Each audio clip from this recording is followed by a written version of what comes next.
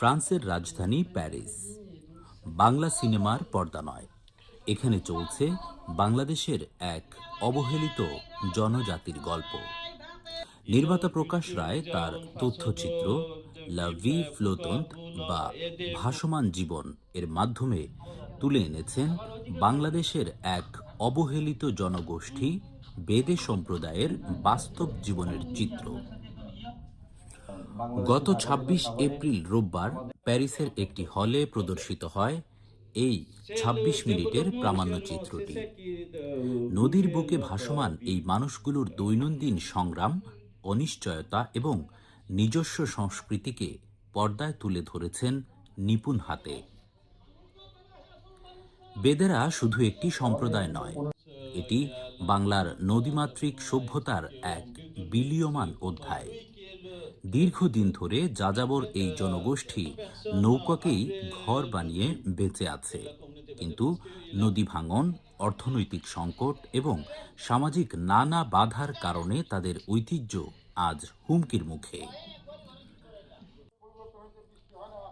সামাজিক স্বীকৃতির অভাবে অনেক তরুণ বেদে এখন আর সাপ খেলানো বা ভেষজ ঔষধ বিক্রির পেশায় যেতে চায় না।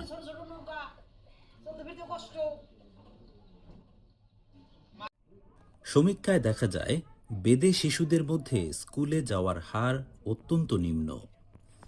অকাল বিয়ে ও পুষ্টিহীনতার মতো সমস্যা প্রকট। তবে ব্যতিক্রমও আছে।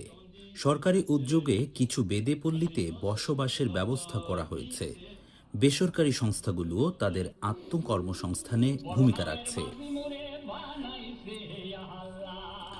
নির্মাতা প্রকাশ রায় বিশ্ব দরবারে এই ভাসমান জনগোষ্ঠীর গল্প বলেছেন।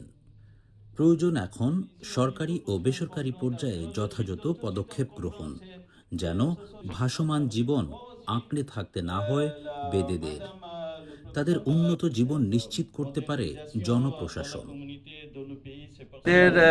জীবনের যে বৈচিত্র্যগুলা তুলে ধরতে গেলে, ওদের সম্পর্কে সব কথাগুলো বলতে গেলে ২৬ মিনিট যথেষ্ট না। এই কারণে বাঙালি, ফরাসি সব দর্শকদের কাছেই এটাই ওরা বলে গেছেন যে না, এটা শেষ না, এটা আরো কন্টিনিউ করতে হবে।